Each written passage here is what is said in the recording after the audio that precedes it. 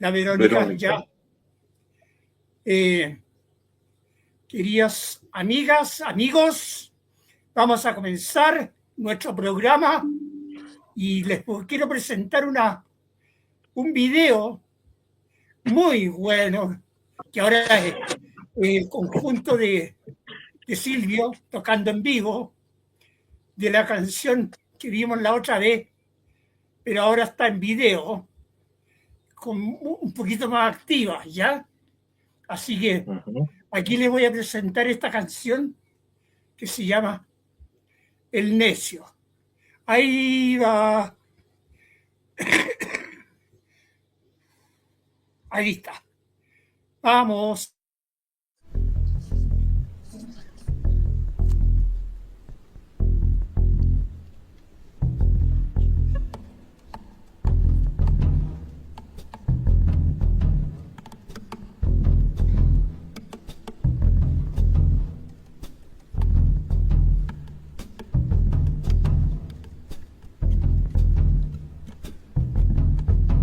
Para no hacer de mí icono pedazos, para salvarme entre únicos e impares, para cederme lugar en su parnaso, para darme un rinconcito en sus altares.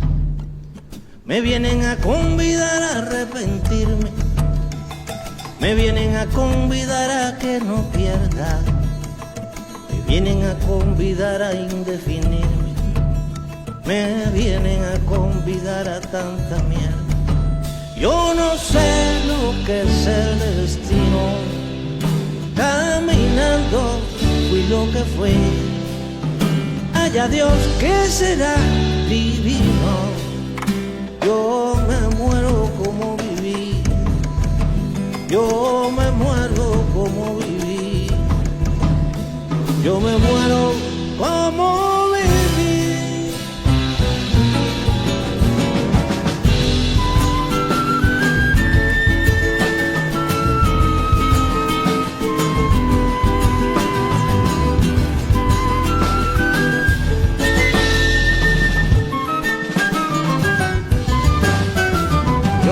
seguir jugando a lo perdido.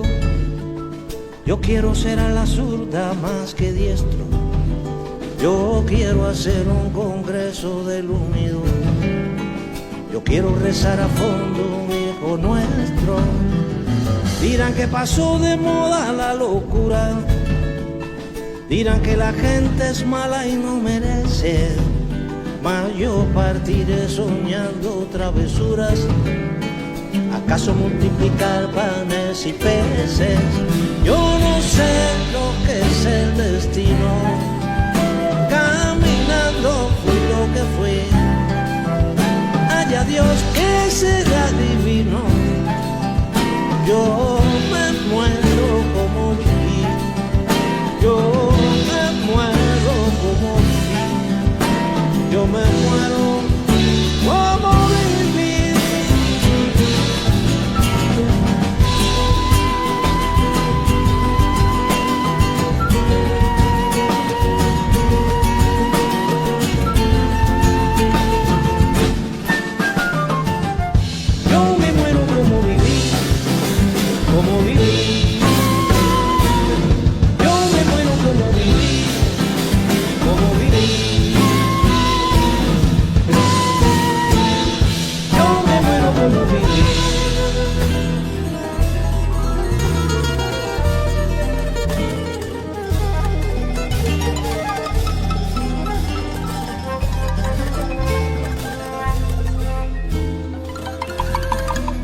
Dicen que me arrastrarán por sobre rocas cuando la revolución se venga abajo, que machacarán mis manos y mi boca, que me arrancarán los ojos y el badajo.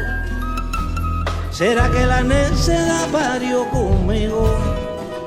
La necedad de lo que hoy resulta necio, la necedad de asumir al enemigo, la necedad de vivir sin tener precio. Yo no sé lo que es el destino. Caminando fui lo que fui.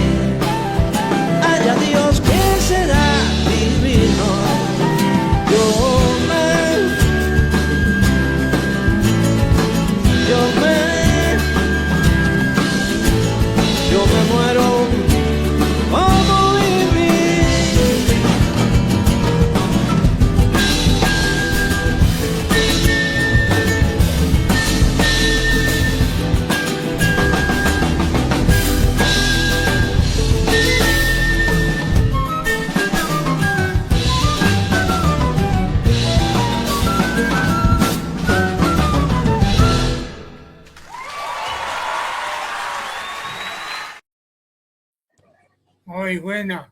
Bueno, para entrar en materia al tiro, porque tenemos que cumplir un horario, le voy a presentar un pequeño video, una muestra de lo que pasó en el Senado.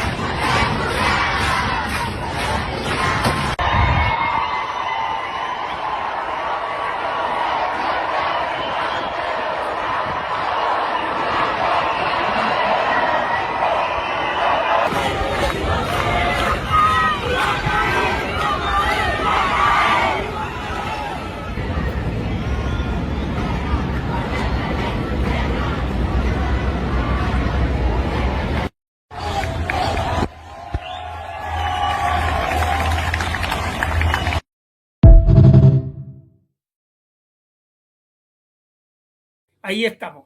Bueno, la pregunta que yo les quiero hacer para empezar por un tema, por la subida del alza, la, la subida del alza de las bencinas, la pregunta que cabe aquí es, ¿qué pretende el presidente Kass con la eliminación del uso del mecanismo MEPCO para contener las consecuencias del bencinazo sobre la población? ¿Quién quiere empezar? Que empiece nuestro amigo. Ya Oso. Perdón. Sí. Rainer Ríos. Sí, profe, no se preocupe, es que me conocen más como Oso. Sí. No, se ha escrito mucho, se ha dicho mucho en las noticias, ha comentado distintas figuras, académicos, etcétera, pero yo creo que sobre todo somos las familias trabajadoras, las de los trabajadores, los sectores populares quienes más nos preocupa el tema, digamos. Hay una aversión del gobierno, yo creo que con esa hay que partir debatiendo rápido, acerca de el discurso famoso de que no hay plata, digamos, parafraseando a Milei, trayendo a Chile la política Milei, estableciendo mentiras, ya prácticamente es claro que son mentiras respecto a la cantidad de plata que tienen en el fisco, lo que recibieron del gobierno, la caja que recibieron del gobierno pasado, etcétera.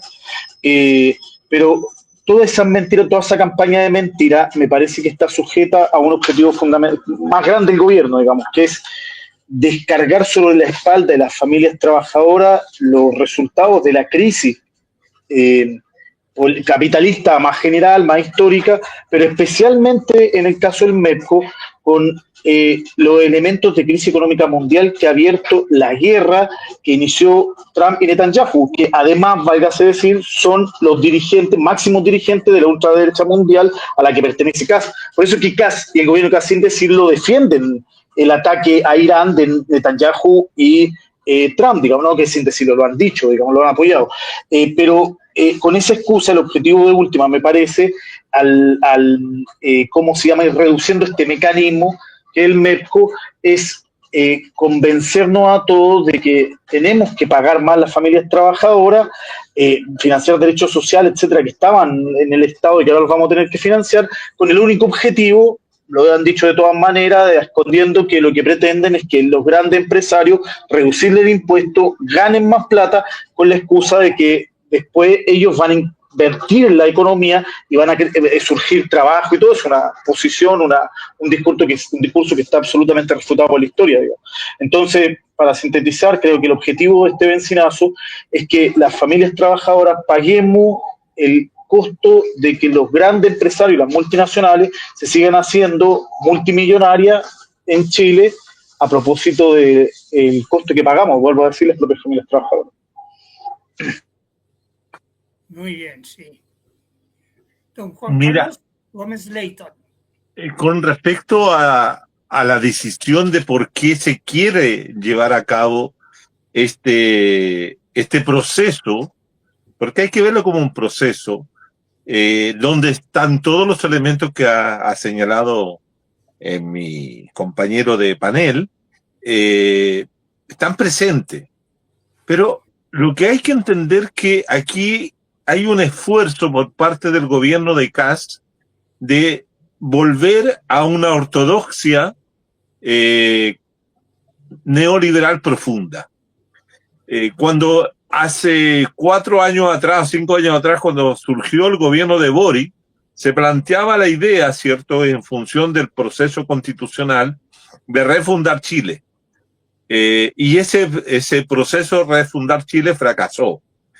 Pero hoy día, ¿cierto?, con el gobierno de Kast hay una suerte de querer refundar, reestablecer nuevamente el modelo o el patrón de acumulación neoliberal, el cual había sufrido a lo largo de estos últimos 35 años una serie de intervenciones por parte del Estado que iban en función de favorecer a los trabajadores, a los sectores populares, a las clases medias, etcétera, manteniendo algunas tasas de ganancia del capital.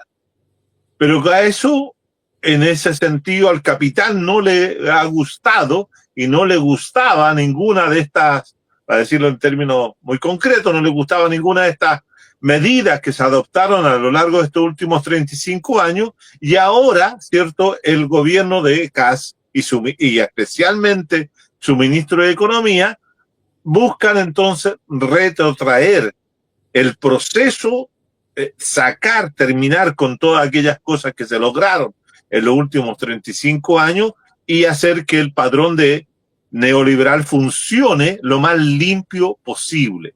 Entonces, una de las medidas que se había adoptado para estabilizar los precios de los combustibles cuando se producían estas situaciones de alza de medidas producto de una serie de situaciones como la guerra, la crisis del capital, etcétera, el MEPCO funcionaba como estabilizador de precios y así no se golpeaba de manera tan fuerte, tan contundente a las clases trabajadoras como también a las clases medias, ¿no?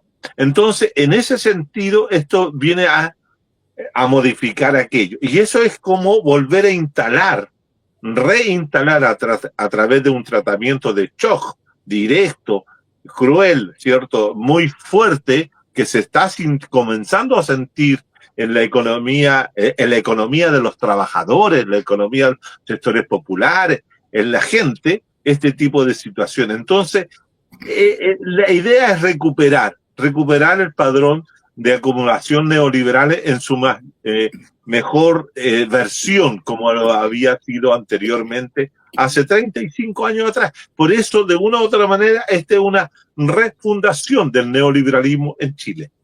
Eso es lo que pretende. Y eso tiene consecuencias como las que ha señalado mi compañero, ¿no? Entonces, en ese sentido, hay una serie de reacciones sobre aquello. Hay un discurso que trata de justificar de que todo estaba mal hecho, que no había plata, que la crisis estructural del déficit fiscal, etcétera, etcétera, que son los mismos elementos, si uno revisa la historia, los mismos elementos que se argumentaron en su momento. El tema que hace una diferencia y que tal vez podemos revisarlo un poco más adelante es la actitud de los empresarios. Porque no todo el grueso del empresariado está contento con estas medidas.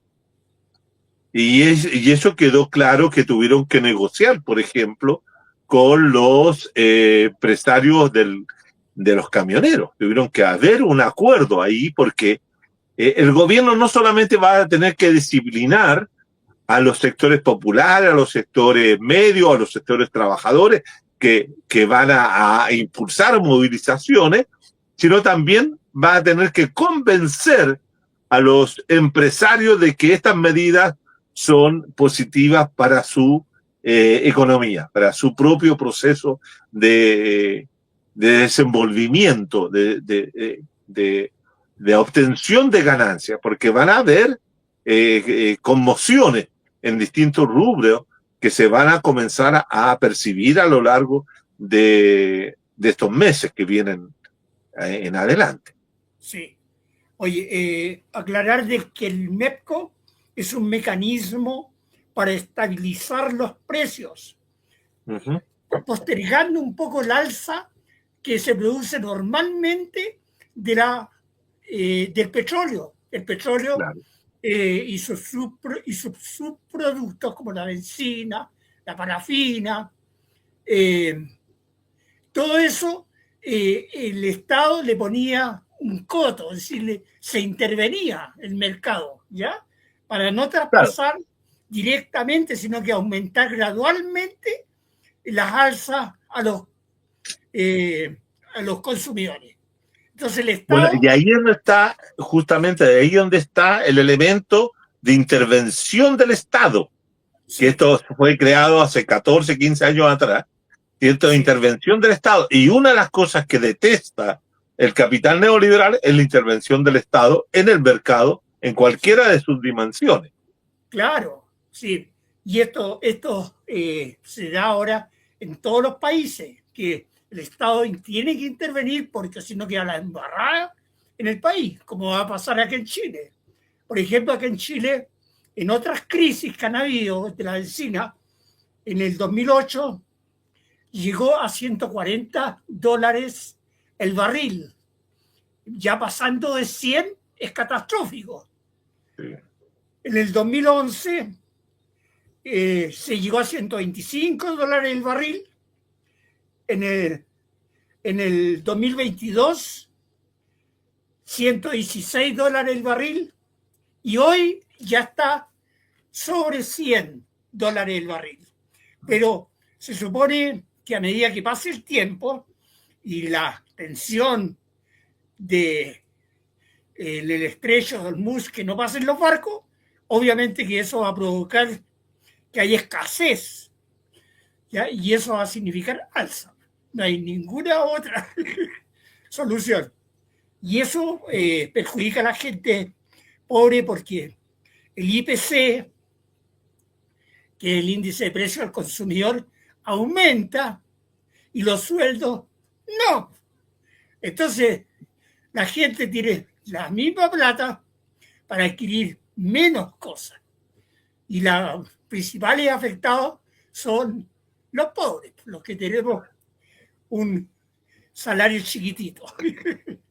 Bueno, con respecto a la otra, que ustedes vieron ahí, hay videos, muchos videos sobre el movimiento estudiantil que se han puesto de las pilas, ¿ya? ¿Cuáles son los motivos de la movilización estudiantil? En consecuencia de la defensa de la educación pública, en la justa oportunidad de la crisis económica que provoca el bencinazo. Si los estudiantes salieron a marchar al puro pelo, justo en el momento que alguien quería expresarse más allá del cacerolazo que había sido días anteriores, el martes y el miércoles. Los estudiantes salieron el jueves. Empiecen ustedes a opinar, por favor. Mira, yo puedo partir, estimado. Sí, dale. Mira, yo tengo la impresión de que lo que tenemos que entender que es lo siguiente. Yo he trabajado mucho sobre cuáles son los tipos de conflictos que se dan al interior de las sociedades neoliberales. Las sociedades neoliberales, como todas las sociedades capitalistas, tienen indudablemente su conflicto específico, mayor, el que mueve la historia es la lucha de clases. Indudablemente que eso no se discute ni lo pongo en duda. Pero sin embargo, lo que hay que ir refinando dentro del análisis es que en las sociedades neoliberales la confrontación de los actores, de los distintos actores que conforman la sociedad se da en un conflicto a tres bandas. Y cuando digo que se da un conflicto a tres bandas, se da entre actores que están en el Estado, en este caso los gobernantes, la clase política, etcétera, los actores que están en el mercado, los empresarios, los productores, los consumidores, como también aquellos actores que están en la sociedad civil. Y nosotros, a lo largo de estos últimos 35 años, incluyendo este año, uno puede observar que se desatan conflictos que están relacionados con esa situación. Nosotros hemos tenido en otras ocasiones conflictos motivados por una intervención, ya sea a favor del mercado o en contra del mercado, que genera ciertas reacciones en la sociedad civil y que generan reacciones en el mercado como también en el Estado. Y en este caso la decisión del Estado, a través del gobierno, de intervenir el mercado de la benzina a través de apresurar la subida de los precios para traspasar el costo del precio del combustible a los trabajadores, a todo el mundo, a todos los asalariados, genera reacciones y generó reacción. Y la primera reacción que vimos fue por parte de una sociedad civil que se manifestó sin ningún tipo de digamos, de organización mayor, ninguna, sino que fue casi espontáneo el caceroleo que se vivió el día lunes y martes de la semana pasada. Como también la salida a la calle de los estudiantes que, entre otras cosas, también salían a protestar en contra de algunas de las medidas que iban a adoptarse y se van a adoptar en materia de educación por parte del gobierno de Kast. Entonces, todo eso genera una reacción, genera una movilización activa, ¿cierto?, a los sectores que desde el principio, desde antes de que se pusieran en marcha estas medidas, eran contrarios al gobierno de José Antonio Kast. Entonces, bastaba una pequeña chispa para que se prendiera la pradera, por decirlo de alguna manera. Y eso fueron las medidas que se anunciaron, por ejemplo, en el caso de los estudiantes, el tema del CAE, del crédito naval del Estado, en que las personas que deben tienen que pagar, los que, además, el tema de la rebaja del CAE para la eliminación de las personas que tienen mayores de 30 años para postular a la gratuidad, por ejemplo, y así una serie de otras medidas que buscan, ¿cierto?, no mejorar la educación pública en Chile. Córrete un poquito, Juan Carlos, que te está saliendo de foco. Córrete Me salgo de foco. A ver, ¿dónde estoy? Córrete un ¿A poquito. dónde estoy? Ahí, que yo ahí un poquito más a la derecha. Más a la derecha. No me veo. Ahí. A la derecha. Sí, Es que no me quiero correr a la derecha, pues, compañero, porque si no... No, a la izquierda tuya. Ahí, exacto. sí. Ahí. Perfecto, al medio. Ahí Ya. estamos. Muy bien, Entonces, muy bien. en ese sentido, ¿cierto? Las manifestaciones tienen que verse como reacciones a estas situaciones que son propias del conflicto que se da al interior de una sociedad neoliberal. Entonces, en ese aspecto yo veo reacciones y van a venir otras, más, tal vez más organizadas, más sistemáticas, etcétera, que es propio de una sociedad. Es como decía, hemos vivido situaciones. Si ustedes se recuerdan cuando estalló el conflicto en Magallanes por el alza del gas, ese también es un conflicto típico de una sociedad neoliberal, donde una decisión de Estado genera una conmoción y se mueve todo el mercado y se mueve la sociedad civil. E incluso en Bolivia, cuando en Bolivia se tomó decisiones también por el gobierno, por parte del gobierno, medidas de esta naturaleza, también hubo reacciones. Siempre hay reacciones. El tema será cuánto va a durar esas reacciones y por cuánto tiempo será. Ahora, que la crisis de la educación pública es un tema que yo he discutido muchas veces, que tiene que ver con la forma como a lo largo de los 35 años se manejó el tema de la crisis de la educación pública.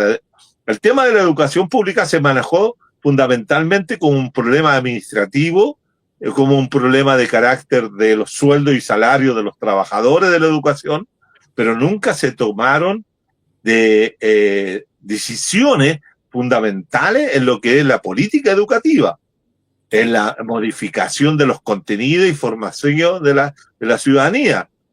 estamos viendo el acontecimiento último de Calama, como también el de hoy día, en la cual se está hablando de una sociedad en crisis y una sociedad que tiene sus valores educativos perdidos, la falta de formación ética, valórica en las escuelas es muy fuerte. La educación no se mejora porque se mejoren los sueldos de los profesores. Sí. Hay que tomar otras decisiones en esa materia. Ya, sigamos con Rainier Ríos, por favor. Sí, yo creo que la movilización de los estudiantes hay que, me parece a mí, digamos, también verla desde el punto de vista que expresa a nivel social, porque es distinto que una movilización se dé en el marco del conjunto, digamos, estoy hablando de los trabajadores, los sectores populares, los pueblos originarios, etcétera, o sea, los oprimidos y los explotados, que en realidad comparten la política de un gobierno, y entonces estas movilizaciones lo que expresan son demandas ultraparciales, digamos, ¿no? Que no están en consonancia con el sentir, por decirlo, de la gran mayoría. Creo que en el caso de la movilización de este miércoles y este jueves, es al revés, digamos. A pesar de que uno podría decir, bueno, pero pudieron ser mucho más masivas, es una perspectiva, pero lo que sí desde el punto de vista del malestar social están absolutamente legitimadas, digamos. Y eso es lo importante, porque pasan a ser la expresión de una sociedad que, entre otras cosas, las encuestas mostraron una caída del 30% en el apoyo al gobierno, digamos. Yo no sé si habíamos tenido un proceso, una luna de miel tan corta como esta, digamos. Que se nota que es un matrimonio sin amor, podríamos decir, digamos, absolutamente, entre quienes lo votaron, pero eso es lo importante de las movilizaciones.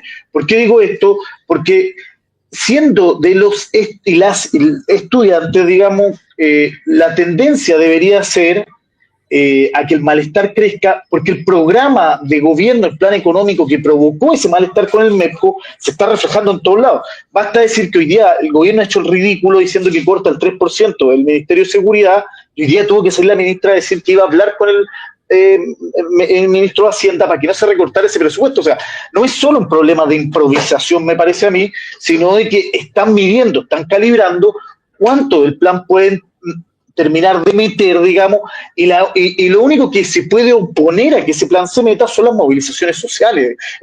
De eso no me cabe ninguna duda. Por eso que lo de los estudiantes es tan importante, no solo es tan legítimo, sino es tan importante.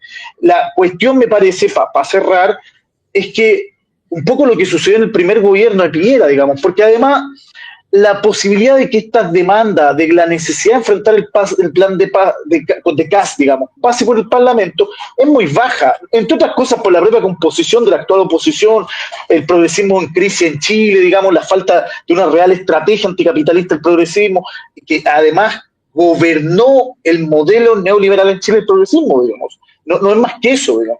Pero como sucedió en el gobierno de Piñera, el hecho de que estas movilizaciones expresen malestares mayores y entonces provengan, digamos, devengan en movilizaciones más grandes, porque los saltos al torniquete del 2019 fue de estudiantes, pero no fueron los estudiantes quienes condujeron el proceso, sino fueron, por decirlo, la expresión más clara del tremendo malestar que había. Es posible que eso esté sucediendo, no sé, no lo podríamos decir ahora, me parece a mí. Pero lo que sí, absolutamente claro, es que han expresado un enojo social multitudinario. Un detalle, salvo gente ideológicamente derecha y el gobierno, nadie salió a oponerse a la movilización estudiantil. O sea, a todos nos pareció que era correcto lo que estaba sucediendo. Y de hecho, las y los estudiantes y sus voceros decían, no es solo por el tema de educación, es contra este gobierno, es contra el plan de este gobierno. Y en ese sentido, yo creo que invoca a un malestar social que de alguna manera termina respaldando, digamos. Una cosa nomás, y solo por ahí para dialogar con los estudiantes, yo creo que el punto no va a estar sobre las movilizaciones, esta vez el punto va a estar en la organización, porque enfrentar a la ultraderecha con movilizaciones solo espontáneas significa que no van a responder con terrorismo de Estado, con represión y terrorismo de Estado, lo sabemos todos, digamos. Aquí la contraparte va a estar en la capacidad y posibilidad que tengamos de organizarnos los sectores populares, la clase trabajadora, los estudiantes, etcétera, para responder y coordinarnos a nivel nacional para responder y seguir haciendo lo que han hecho los estudiantes. Por mi parte, felicito a las y los estudiantes que han salido a la calle, digamos. Esa valentía, ese heroísmo combinado con organización es lo que nos va a ayudar a detener el programa de CAS. Eso. Bien, bien, bien. Oye, Lo los importante, estudiantes prenden yo le los agregaría motores una cosa. y déjame opinar un poquito, por favor. Sí, Los estudiantes prenden los motores y responden a los recortes y ajustes que quiere hacer CAS a la educación.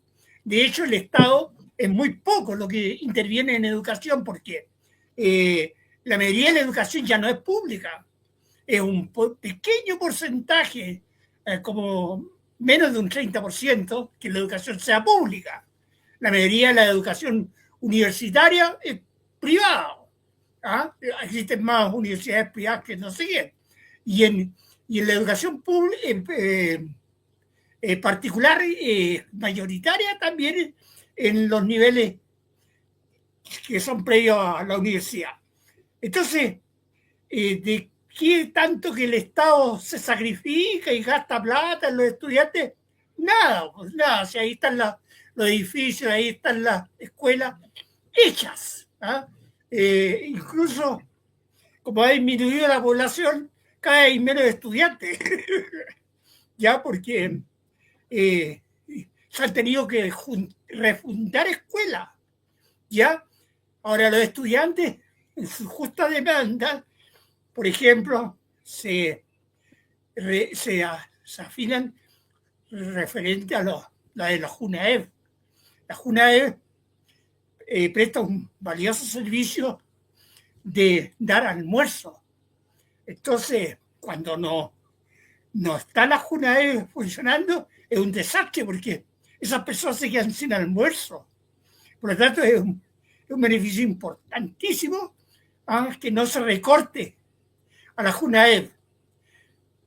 El CAE, que tiene a mucha gente endeudada en Chile y que el anterior gobierno había prometido resolver eso, bueno, ahí nomás quedó vivito y coleando. Y están amenazando con embargar a la gente los bienes. Ya eso sería como el acabo, ¿no es cierto? Pensar de que estos tipos, como son bancos, los dueños de la deuda, tienen el poder para llegar a esos extremos, a embargar. Bueno, la educación tiene que defender lo poco que tiene, los estudiantes defienden lo poco que tienen, de preocupación por ellos, pero lo defienden bien, ¿ya? Se ponen en las calles. Así que, por suerte, me gustan los estudiantes porque son la maravilla del pan que saldrá del horno con toda su sabrosura. Decía la Violeta. Decía la Violeta Parra. Más bonito, eso sí lo decía ella. Así que mira, lo que yo quería apuntar, Hugo, si me permites, sí. Es que la movilización social, la movilización, la salida a la calle de estudiantes, de quien sea, siempre es importante, siempre es significativa, siempre va a ser la manifestación de un malestar, de una rabia, de una ira, etcétera. Pero todas esas cosas tienen que tener una condición, tienen que tener incidencia política. Cuando las manifestaciones son de carácter simbólica, cuando se manifiestan pero no tienen incidencia política, pasan a ser simplemente situaciones anecdóticas. Y creo que uno de los aprendizajes que debemos sacar y que debemos tener es justamente de toda la movilización que se gestó y se desarrolló durante la revuelta popular de octubre del 2019. Mucha gente en la calle, muchas masas en la calle, pero sin incidencia política. Y eso explica que tengamos hoy día el gobierno que tenemos. Entonces, ahí hay que leer bien cada una de estas manifestaciones, cada una de estas cosas para poder sacar los aprendizajes, sacar los elementos de organización, saber cuáles son los sectores que se están movilizando, qué profundidad tienen, etcétera. Una serie de cuestiones que hay que tomar en cuenta porque sin duda, el día que fue la manifestación, que fue el día, si no me equivoco, el miércoles, yo estuve en Santiago y si bien es cierto, habían hartos chiquillos en las calles, muchos estudiantes secundarios, mucha gente también reclamando sobre los efectos de la presencia de los jóvenes.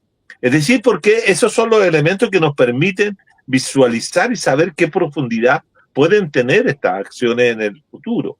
Entonces, hay que tener presente siempre el acento. ¿Cómo podemos ser incisivos? ¿Cómo podemos incidir en la marcha de los acontecimientos? En la marcha de los acontecimientos. Yo tengo la impresión de que... Es muy importante eso, muy importante. Y no son 30 pesos, son 30 años, dijeron la otra vez, y se sumaron a toda la gente, y la gente se sumó a todo lo que era el recorrido hacia...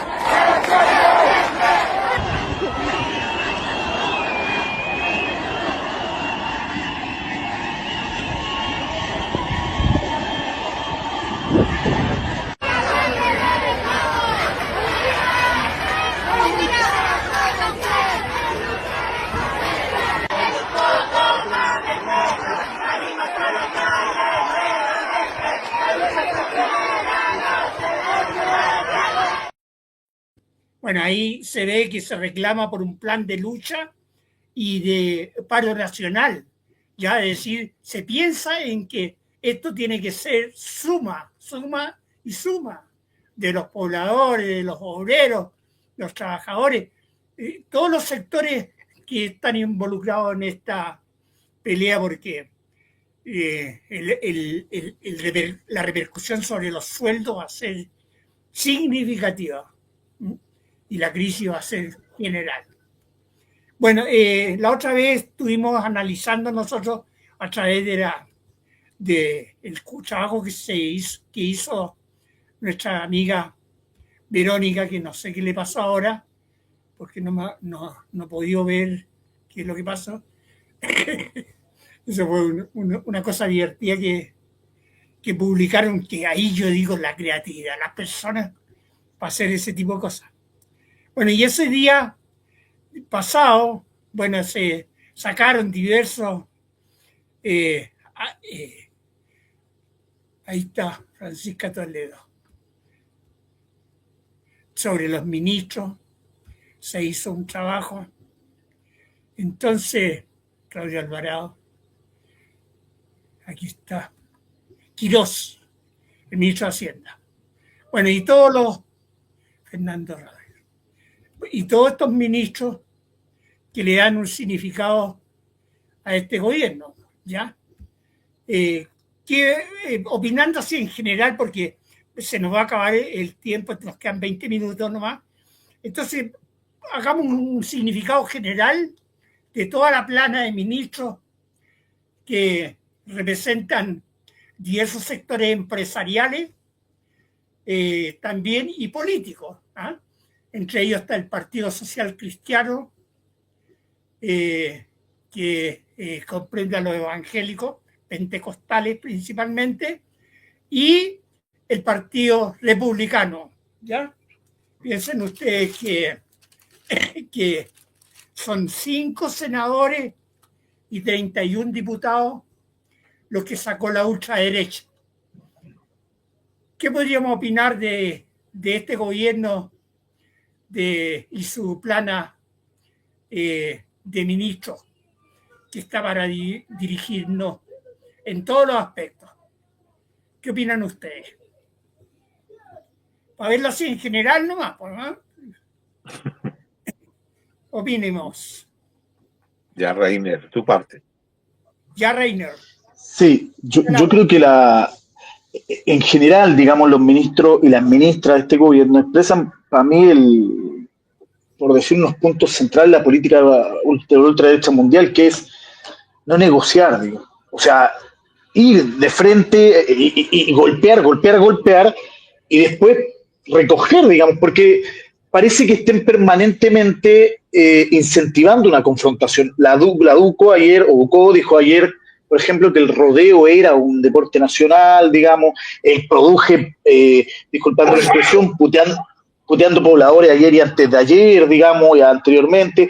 Lo de la CI es cierto que se combina también con un factor de incapacidad al parecer, pero bueno, el Quirós lo lleva hasta el final, la Steiner, digamos, seguridad. Hay una política de imponer un plan de gobierno sin querer negociar con nadie, digamos, prácticamente casi actuando por decreto. No digo que todos lo hagan por decreto, pero una confrontación permanente, digamos.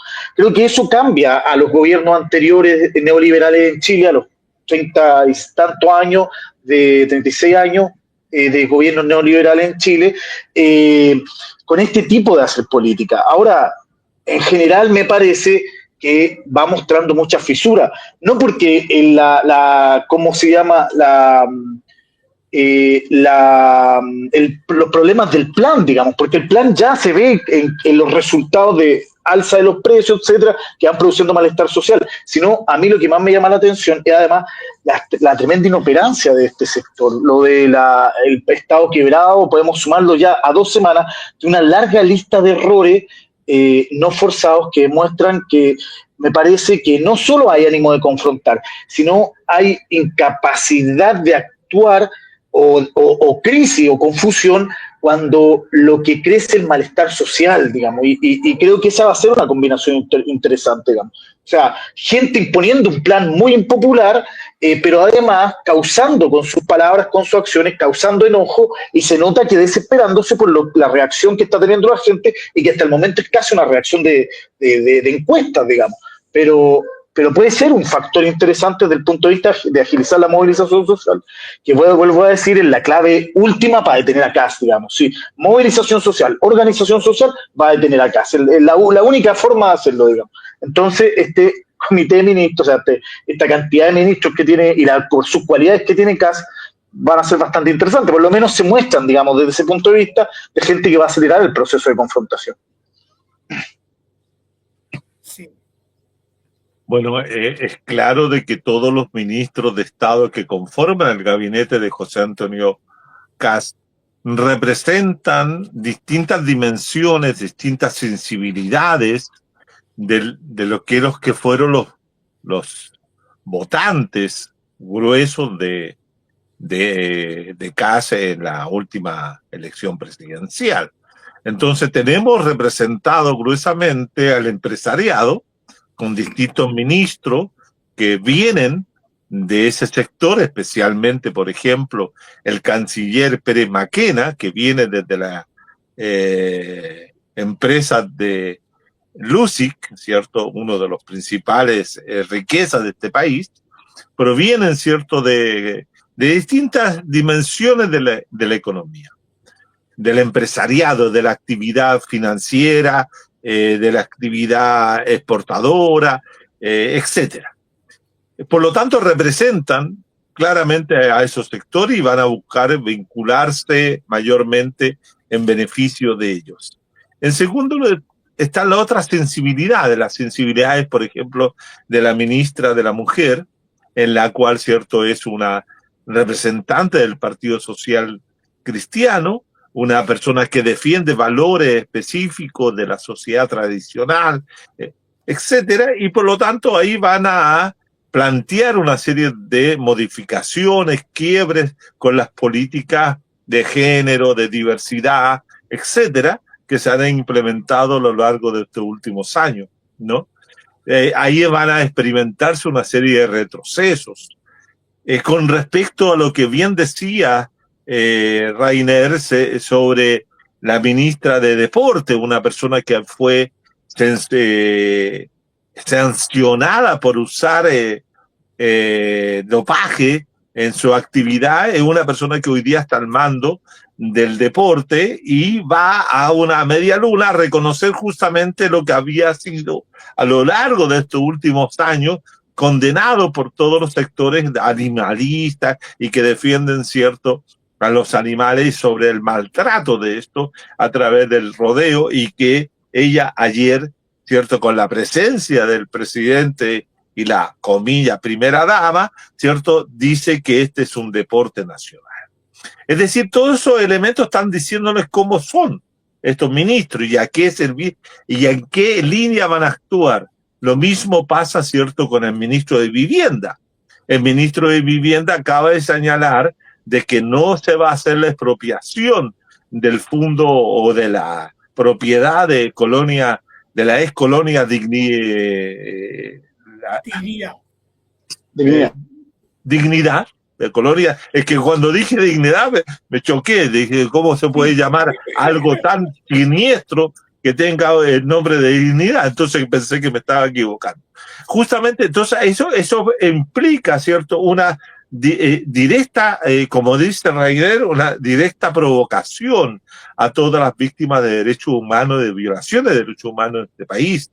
Y así sucesivamente, cada ministro, de los 24 ministros, cada uno tiene una misión específica de mover, modificar, cambiar, alterar el orden que se había logrado establecer en Chile durante estos últimos 35 años. Esa es la tarea. Ese es el gabinete está hecho para aquello, ¿no? La ministra Steiner tiene serios problemas, generó una serie de problemas, pero parece ser que ninguna de las errores que cometen los lleva a modificar, cambiar al ministro, porque sería como entrar también en la misma situación que estuvo Boris cuando tuvo que cambiar a su ministra de Interior al poco andar de su gobierno por los errores que cometía. Entonces, en ese sentido, este es un gobierno, es un gabinete para el shock. Este es un gabinete para impulsar todo el retroceso, todo lo que significa refundar, como he dicho, refundar la sociedad neoliberal en Chile, en poner en movimiento. Ahora, hay un tema que tiene que ver con lo que decía también Rainer, que el tema de la encuesta.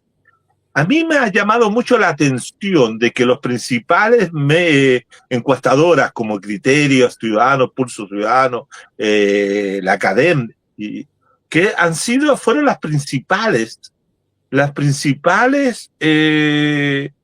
encuestadoras que dieron ganadora a Kast durante mucho tiempo. Primero a Evelyn Matei, después a Kast. Estén en una situación de dar a conocer todas estas bajas de aprobación, de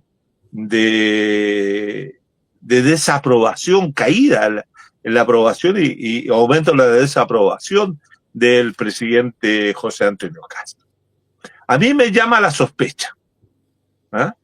Porque indudablemente esto tiene alguna intencionalidad en la estrategia de las derechas, ¿cierto?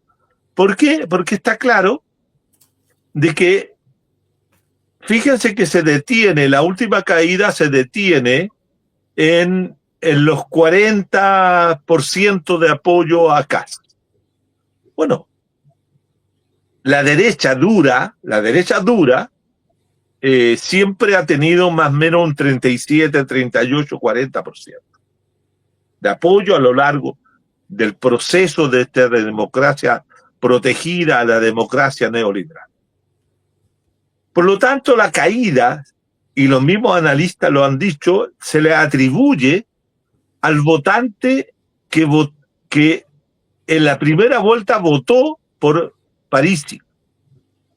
Y ya algunos analistas, escuchaba hoy día, están diciendo que de una u otra manera, quien podía ser uno de las alternativas a este posible fracaso del gobierno, supuesto fracaso, porque estamos recién empezando el gobierno, supuesto fracaso de del gobierno de Kast sería Parisi. Es decir, ya se comienza en una estrategia muy temprana a elaborar una suerte de decir, miren, hay que buscar, frente a esta situación, buscar otra alternativa. Y esa alternativa sería Parisi. Y aquí viene un tema que siempre yo reflexiono a partir de estas mismas contrataciones, que indudablemente lo que es necesario apurar el tranco, es necesario ponerse las pilas, es necesario comenzar a trabajar sistemáticamente en la construcción de una alternativa de izquierda que puedan ir preparando los terrenos, que vayan preparando las proyecciones, que vayan planteando el futuro, porque de pronto se vuelve a tener una crisis de credibilidad, de confianza en todo, ¿cierto? Y esa izquierda no está presente. No está presente. Porque quienes tienen incidencia en el Parlamento, la izquierda que nosotros como Rainer representamos, no está presente en el Parlamento. No hay incidencia política. Pero quien tiene incidencia es justamente el partido de la gente, ¿cierto? Que pueden ir construyendo, ¿cierto? Esta situación. Ayudado por esta situación de los medios. ¿Ah? De los medios que hacen que caiga la popularidad de Kast. Yo no estoy diciendo que quisiera mantener alta, sino que cómo el manejo de esta idea de cómo va perdiendo, subiendo, bajando, etcétera. Aquí hay una intencionalidad que tal vez, como digo, hay que tenerla presente, porque de lo contrario, si eso fuera así, nos veríamos enfrentados a que no tenemos alternativa. No tenemos alternativa. Y tenemos que crear la alternativa. ¿Con quién dialogar? ¿Con quién asumir, ¿cierto?, situaciones en el futuro próximo? Si es que, por ejemplo, el malestar se incrementa, el malestar aumente, y que no los pille como los pilló la revuelta del 19 sin ninguna alternativa. Porque eso es lo que ocurrió. El 19 no hubo ninguna alternativa. No había alternativa. Oye, y la única alternativa que nos quedó, o que le quedó a muchas ciudadanías, fue pensar que Boric era una alternativa. Y resultó que Boric, el Frente Amplio y el Partido Comunista no eran alternativas. Sí. Rainer Ríos, ¿qué opinas tú de eso, de una búsqueda de una alternativa? ¿Y cuál sería? ¿Cómo lograrlo? Perdona sí, yo rápido. Que te haga yo estoy esa enfrentamiento. Esa pregunta, sí. Yo estoy de acuerdo con a lo que uno llega siempre. Sí, yo estoy de acuerdo con Juan Carlos Central, digamos. Yo creo que, un poco lo que decía antes, el 2019 fue una movilización masiva, grandiosa en varios aspectos, pero de alguna manera el aspecto espontáneo que ayudó a movilizar cuando incluso los sindicatos y iniciativas sindicales, etcétera, no estaban dispuestos a movilizar, y superó todo esa losa, digamos, de dirigentes que no querían salir a luchar, y salió espontáneamente, masivamente la gente, tuvo ese aspecto positivo, pero un aspecto que no podemos volver a repetir, digamos, que era la espontaneidad por la espontaneidad, sobre todo porque el empresariado chileno y Kast y el sector de Kast sí aprendieron del 2019 y no van a cometer los mismos errores, digamos. Y quieren ir hasta el final, y posiblemente, y para eso quieren indultar milicos, quieren indultar Paco, porque sí van a ser decisivos al momento de implantar el terror, de imponer con represión. Entonces no hay otra forma de enfrentar eso, ya no solo con espontaneidad, sino con organización. Pero la organización, en eso estoy absolutamente de acuerdo con Juan Carlos, digamos, no basta con la organización social y la demanda parcial. Eso es importante. Pero si no hay un proyecto de país, si no hay una alternativa, si no se construye una alternativa política, entonces vamos a estar permanentemente delegándole a terceros las tareas que tiene que cumplir el movimiento. Ahora, ese es el desafío, digamos. Pero yo creo que se avanzará hacia allá en cuanto a la mayor cantidad de compañeras, compañeros, digamos, organizaciones, etcétera, nos planteamos ese desafío sabiendo que por el momento se va a tratar de un programa más amplio, por ejemplo, el que tenemos los grupos, en el sentido de que tenemos que encontrar puntos comunes con distintas tradiciones políticas, con compañeras y compañeros independientes, etcétera, a partir de lo que creemos que tiene que construirse el país, sobre todo quién tiene que dirigir el país. Digo esto porque yo soy un convencido de que lo que surja, esa nueva alternativa política, va a ser de alguna manera la expresión de la unidad de distintas historias, tradiciones y experiencias que la lucha ha dado, no solo durante los últimos 30 años, sino 50, incluso compañeros y compañeros que vienen de la UP, del golpe de Estado, y todo el proceso de lucha de dictadura, todo el proceso contra la lucha de la concertación, etcétera, ha dado distintas generaciones que tenemos que sentarnos a pensar qué tipo de país queremos, cómo hay que construirlo y cómo lo hacemos desde abajo, desde las movilizaciones. Y no hay atajos para eso, digamos, pero hay que hacerlo con la mayor urgencia posible. Por eso estoy absolutamente de acuerdo con Juan Carlos. O sea, entre más nos sentemos y antes nos sentemos a discutir cómo fortalecer la movilización con organización, pero también con alternativa política, vamos a ir tratando de cumplir esa tarea. Ahora, si al momento las movilizaciones grandes nos pilla con ese instrumento político, seguramente las posibilidades de ganar van a ser mayores. Seguramente, porque no perdimos en el estallido social, la rebelión popular, no perdimos porque no teníamos valentía, no perdimos porque no teníamos apoyo social, no perdimos porque no había ganas de cambiar las cosas, perdimos porque no estaba el instrumento político. En eso yo estoy absolutamente de acuerdo, digamos, con lo que dice Juan Carlos. Entonces, estos son espacios donde nos vamos encontrando distintas experiencias y creo que para eso hay que tener gentileza, me parece a mí, de entre todas y todos, para construir, digamos, aunque haya diferencias dentro, pero a un programa que nos unifique, que sepa contener las diferencias y segundo, sobre todo, que se exprese en la acción. O sea, una alternativa para la lucha, una alternativa para cambiar con movilización, una alternativa para cambiar el servicio de todo el país. Digo. Y esa es la experiencia que tenemos que hacer. Entonces, absolutamente de acuerdo, comparto lo esencial de lo que ha dicho Juan Carlos con total honestidad. Sí. Mira, y yo creo que lo que tú dices también es superando la realidad actual, que por suerte cambia de un día a otro. Uno dice, ya llegamos a la misma cuestión. No, todos los días varía, todos los días hay un empeño nuevo. Entonces, eso por suerte ocurre así, porque si no estaríamos muertos, ¿eh? Si no cambiara nada, todo lo contrario. Y incluso los otros países se fijan en nosotros. Yo me he fijado que el nivel internacional se valora el movimiento estudiantil en las noticias. En las noticias sale, en otros países sale lo que pasa en Chile. Como que Chile es una ventana que siendo un país tan pequeñito, tan insignificante, somos una ventana importante, porque los demás se interesan por nosotros, por lo de Allende, por lo de Pinochet, por todo lo que ha pasado. Entonces somos algo que hay que construir, que hay que sentar, reflexionar. Bueno, desgraciadamente se nos acaba el tiempo, chiquillos.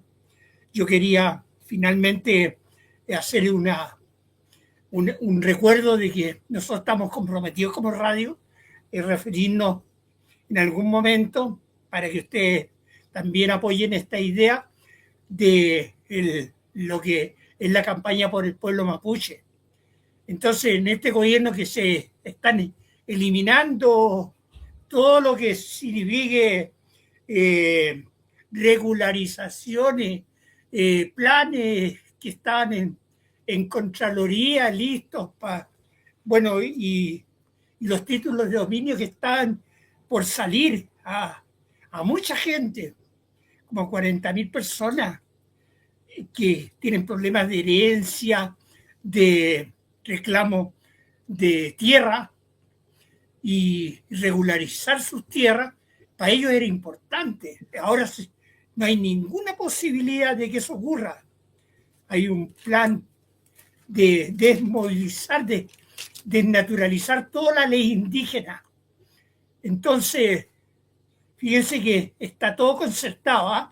El hecho de que Manuel Baquedano haya vuelto en gloria y majestad, uno dice, bueno, ¿quién será este caballero tan importante para ellos? Porque uno lo ubica siempre por la guerra del Pacífico, pero también Manuel Baquedano. Yo el otro día leí una declaración de Aucán Wilcamán del Consejo de todas las Tierras que habla de que Manuel Baquedano fue un héroe dentro del ejército de la pacificación de la Araucanía, que fue la represión y la expulsión de toda la zona central de toda la ciudadanía, el pueblo mapuche que vivía ahí, hacia principalmente hacia la cordillera, para quitarle las mejores tierras. Entonces él fue también el que tuvo que ver con esa lucha que fue dramática. Entonces vámonos despidiendo porque se nos acaba el tiempo, chiquillos.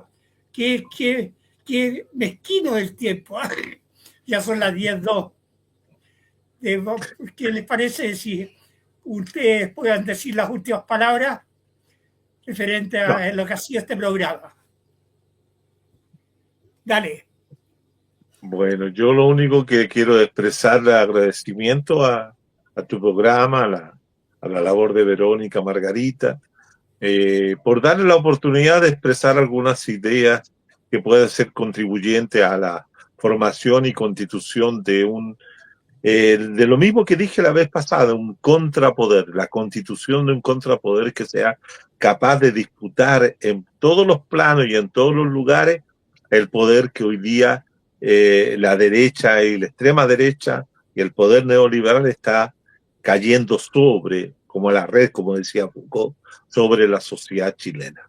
Yo creo que estos programas deben seguir existiendo con otras hablas, con otros verbos, con otras palabras, para que los vayamos tejiendo y construyendo esa alternativa que es urgente, no solamente por la situación chilena, sino también por la situación latinoamericana y mundial. Hay que replicar tal vez las grandes manifestaciones que se realizaron el fin de semana en Estados Unidos en contra del tirano, en contra del emperador, en contra de este verdadero Calígula de moderno que es Donald Trump y toda su ofensiva de guerra, y también dar una fuerza, si es que llegamos a otros lugares de América, al pueblo cubano para que pueda seguir resistiendo. Y como dice Silvio en la canción que tú colocaste en Necio, vamos a seguir resistiendo. Muy bien, muy bien. Gracias. Sí, yo agradecer las veces que me ha invitado el profe, la Vero, la verdad que agradezco mucho, la conversación también con Juan Carlos, han habido otros invitadas que bastante agradable, digamos, e interesante escuchar. Lo mismo, yo creo que toca para cerrar, rechazar, ahora sumando la agresión de Israel que está tratando de anexarse el sur del Líbano, reproduciendo de nuevo lo que hizo en Gaza. Eso es absolutamente criminal, digamos, lo que está sucediendo y está silenciado por los grandes medios de comunicación. Acá apenas lo escuchamos, pero la verdad que está asesinando. Acaba de aprobar Israel una ley donde va a asesinar en Cisjordania a Palestina y palestinos prácticamente sin juicio. Ha legalizado el asesinato en su régimen fascistorio, digamos, la pena de muerte de Palestina y palestino. Y por último, lo de en Medio Oriente, digamos, lo de, ¿cómo se llama? Lo de Irán, donde Trump lo hará o no, digamos, pero ha amenazado con desplegar tropas, y sabemos qué significa eso para la población civil. Quizá, y en ese sentido, saludar también a las masivas movilizaciones en Estados Unidos que han ocurrido en la movilización de No King respecto al rechazo a lo que hace Trump. Eso yo creo que coloca, como decía el profe, la realidad la coloca en perspectiva, porque la realidad está cambiando de manera tan rápida, pero hay hechos que demuestran que hay posibilidad de cambiar las cosas y que la esperanza se expresa en movilizaciones. No solo la resistencia iraní y las movilizaciones de Estados Unidos, en la heroica resistencia del pueblo palestino en Gaza, sino además lo que está empezando a suceder en Chile, digamos. Creo que hay razones para enojarse, pero también hay razones para estar esperanzada y esperanzada. Eso. Bien, bien, bien, bien. Bueno, por último le voy a poner un video que explica resumidamente bastante bien lo que estamos hablando. ¿Sabes lo que da bronca? Que el 1%, si lo que son los dueños del 50% de los recursos económicos de este país, y que son los mismos que financian a los políticos de derecha, hoy están felices, calladitos y cagados de la risa con la reducción en recursos en salud, educación, vivienda y transporte, en donde este último se está discutiendo terminar con el METCO, el subsidio de los combustibles, con lo cual el costo de la vida de los combustibles subirá drásticamente. ¿Sabes lo que también da bronca? Que estas mismas familias dueñas de Chile, los Luxix, los Mate, los Angelini, los Sayet, que también son los dueños de los medios de comunicación que te mintieron para que Kast ganara la elección, pagan miserias en impuestos y royalty. Se llevan la plata de un Chile que es multimillonario, porque en Chile hay plata, gente, que no te sigan mintiendo. Chile es un país multimillonario en recursos naturales. Se llevan gratis prácticamente todo el oro, todo el cobre, todo lo que produce el mar y los bosques. Todo esto mientras las consecuencias de esta gran mentira de que no existen recursos en Chile lo seguirán pagando, y como siempre los trabajadores precarizados de este país. La derecha miserable quiere dinero, dinero y más dinero, y quiere a los trabajadores de este país viviendo en la miseria.